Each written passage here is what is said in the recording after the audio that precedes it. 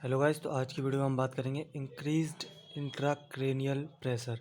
तो पिछली वीडियो में हमने दो टॉपिक के बारे में बात की थी। पहला था मेनिंजाइटिस, दूसरा था एंसेफेलाइटिस, और अब ये है तीसरा इंक्रीज्ड इंट्राक्रेनियल प्रेशर। तो इंट्राक्रेनियल प्रेशर का मतलब होता है, इंट्रा का मतलब होता है अंदर और क्रेनियल का मतलब होता है ब्रेन। इसका मतलब होता है ब्रेन के अंदर जो प्रेशर बनेगा उसको हम कहेंगे इंट्राक्रेनियल प्रेशर। तो ये होता किस वजह से? जब कोई भी पैथोलॉजिकल कंडीशन होती है ब्रेन के अंदर, तो उस समय जो सेरेब्रो स्पाइनल फ्लूइड होता है वो ज़्यादा बढ़ जाता है। तो उसके बढ़ने से वो प्रेशर ज़्यादा हो जाता है, उसी को ही हम इंट्राक्रेनियल प्रेशर का बढ़ना कहते हैं। तो any patient with A pathological intracranial condition may be at risk of increasing ICP। ठीक है, ICP is the pressure exerted inside the cranial cavity bye it's component. इसका मतलब ये है कि जो प्रेशर लग रहा है वो या तो ब्लड या ब्रेन या CSF, इन तीनों की कम या ज़्यादा होने से हो रहा है। यानी कि जैसे कि यदि CSF बढ़ गया तो उससे भी हमारा जो इंट्राक्रेनियल प्रेशर भी बढ़ जाता है। और जो नॉर्मल ICP की वैल्यू होती है वो होता है 0 to 15 mmHg। ठीक है, और जो साइन एंड सिम्टम्स होते हैं ICP के वो इस तरह से होते हैं। जो इनिशियल सिम्टम्स होते हैं, जो पहले जो सिम्टम्स देखे आते हैं उनमें होती है रेस्टलेसनेस यानी बेचैनी, इरिटेबिलिटी, चिड़चिड़ापन, और डिक्रीज्ड लेवल ऑफ कॉन्शियसनेस यानी कि थोड़े बहुत चक्कर आते हैं। Because of cerebral cortex function is impaired, यानी कि जो सेरेब्रल कॉर्टेक्स फंक्शन करना वो कम कम हो गया है, ख़राब तरीके से कर रहा है। द पेशेंट में हाइपर वेंटिलेट यानी कि जल्दी जल्दी सांस ले सकता है, और वैसो कॉन्स्ट्रिक्शन भी हो सकता है क्योंकि उसको कंपनसेट करना है, CSF के बढ़े हुए लेवल को कम करना है। इसके लिए हमारी बॉडी प्रतिक्रिया करती है। एज द प्रेशर इंक्रीज, इसका मतलब है जैसे जैसे प्रेशर बढ़ेगा ना, और उसकी वजह से ऑक्यूलोमोटर नर्व इफेक्ट होगी, कंप्रेस होगी, उसके दबने से क्या हो जाएगा, जो ये नर्व है ये सप्लाई होती है हमारी आई की प्यूपिल तक, तो जो प्यूपिल है वो रिएक्शन करना कम कर देगा, रिएक्टिविटी और डायलेशन वो क्या हो जाएगा, कम हो जाएगी उसकी। और ऐसे ही यदि ये इंट्राक्रेनियल प्रेशर बढ़ता रहा तो एक ऐसा टाइम भी आएगा जहाँ पे ये जो प्यूपिल है वो लाइट के प्रति रिएक्शन करना बंद कर देगा। अब जो तीसरा जो साइन है वो वाइटल साइंस को चेंज आते हैं। जो वाइटल साइंस में जब चेंज आती है ना, ये है लेट इंडिकेशन ऑफ ICP का इंक्रीज होना। यानी कि जब ICP ज़्यादा बढ़ जाता है तो उस समय हमारे वाइटल साइंस में चेंजेस देखने को मिलते हैं। तो इसका एक क्लासिकल लेट साइन है, उसको बोलते हैं Cushing's triad.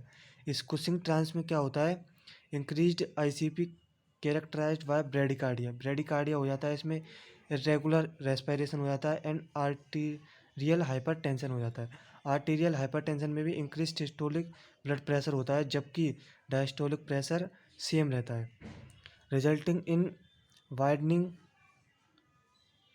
Pulse pressure. By the time these symptoms appear, the ICP is significantly increased and the intra may not be successful।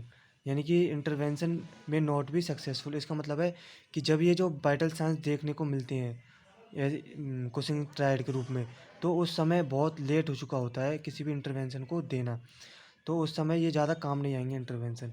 तो जो भी करना है पहले करना होता है इन साइंस के आने से पहले। तो अब इंट्राक्रेनियल प्रेशर को किस तरह से नापा जाता है, तो उसके लिए मॉनिटरिंग की जाती है। सबसे पहला जो मेथड है CSF को मॉनिटर करने का वो है वेंट्रिकुलर ड्रेनेज। वेंट्रिकुलर ड्रेनेज में होता क्या है, इसमें एक कैथेटर इंसर्ट किया जाता है लेटरल वेंट्रिकल में, किसी भी लेटरल वेंट्रिकल में। अब देख, जैसे कि ये डायग्राम है, ये वेंट्रिकुलर ड्रेन। तो वेंट्रिकुलर ड्रेनेज में क्या होता है, ये कैथेटर है, ये कैथेटर डाला जाता है किसी भी वेंट्रिकल में, इसमें या और किसी में।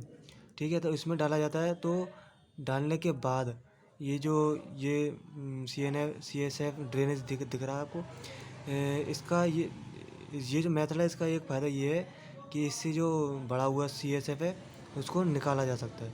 तो इस तरह से ये एडवांटेज है। तो placement of catheter into one of the lateral ventricle is referred to as external ventricular drainage. This method allow for pressure monitoring as well as drainage of CSF to reduce ICP। इसका मतलब ये है इस method से हम ICP को भी ICP को भी नाप सकते हैं और CSF को भी हम इससे निकाल सकते हैं ताकि ICP कम हो सकते। अब इसका डिसएडवांटेज क्या है? डिसएडवांटेज ये है कि ईजिली वेंट्रिकल में ये इंसर्ट नहीं किया जा सकता। थोड़ी डिफ़िकल्टी आती है इन locating the ventricle for inserting of catheter and clotting of catheter by blood in CSF। ठीक है। अब जो दूसरा जो मेथड है वो है सब एरेक्नोइड बोल्ट मॉनिटर।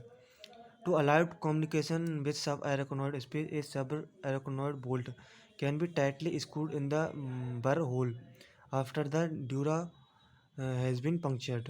इसका मतलब होता है ये वाला डायग्राम दीजिए। इसमें क्या है, ये जो सबएक्नोइड स्पेस है यहाँ तक इसको घुसाया गया है। इसे ये जो स्क्रू है इसको 3-वे स्टॉप कोक, ये सिरिंज, ये ट्रांसड्यूसर, तो ये इस तरह से इसमें डाला गया है। यहाँ से डाला गया है। Close of placement into subarachnoid space subarachnoid bolt. तो ये है सबएक्नोइड बोल्ट मॉनिटर, जो बर होल होता है वहाँ से डाला जाता है उसको स्क्रू को और वहाँ से उसको मॉनिटर किया जाए।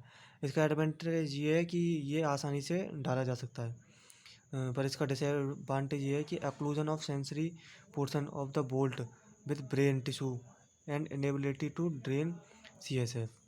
ठीक है। जो तीसरा जो मेथड है वो है intra parenchymal monitor, place directly into the brain tissue. Advantage है इसका most accurately reflect the actual situation with in the skull, यानी कि ये जो एक्चुअल सिचुएशन चल रही है स्कल के अंदर उसको बता देता है। इसका डिसएडवांटेज ये है कि these monitor can not be use to drain CSF and may become occluded by brain tissue, यानी कि ये जो दो मेथड है ये वाला और ये वाला, इन दोनों में डिसएडवांटेज ये है कि इनसे CSF को ड्रेनेज नहीं किया जा सकता, यानी निकाला नहीं जा सकता जिससे कि वो ICP कम हो सके। ये इसका डिसएडवांटेज है। थैंक यू, और आगे की वीडियो देखने के लिए मेरे चैनल को सब्सक्राइब करें।